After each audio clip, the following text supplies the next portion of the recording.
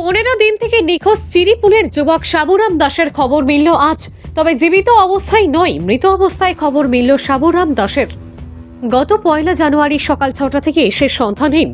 আজ সকালবেলা তার বাড়ি থেকে 1.5 কিলোমিটার দূরত্বে গোবিন্দনগর চতুর্থ খণ্ডের এক পাহাড়ের জঙ্গলের ভিতরে পচা গলা অবস্থায় তার মৃতদেহ প্রত্যক্ষ করেন জঙ্গলে জ্বালানি কাঠ আনতে যাওয়া স্থানীয় জনৈক কয়েকজন ব্যক্তি।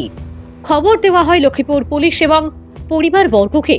পরিবারের লোকেরা আসে জঙ্গলের ভেতরে দেখতে পান সাবুরাম দাস নিখোঁজ হওয়ার সময় যে কাপড় পরনে ছিল কালো রং প্যান্ট এবং লাল রঙের ফুল সোয়েটার, সেই ধরনের কাপড় পরিধানের ব্যক্তির মৃতদেহ রয়েছে জঙ্গলের ভিতরে। কিন্তু বেশ কয়েকদিন পুরানো মৃতদেহ হওয়ার দরুন মুখের আকৃতি ঠিকমতো চেনা যাচ্ছে না।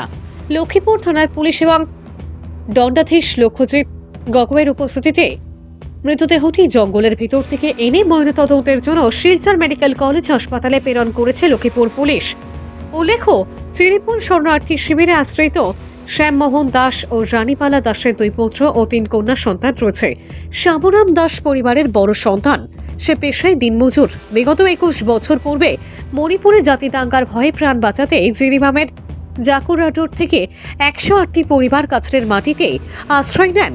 আসাম সরকারের পক্ষ থেকে তাদের চিরিপুলে থাকা কৃষি বিভাগের কয়েকটি আবাসকে শিবির করে তাদের সেখানে আশ্রয় দেয়।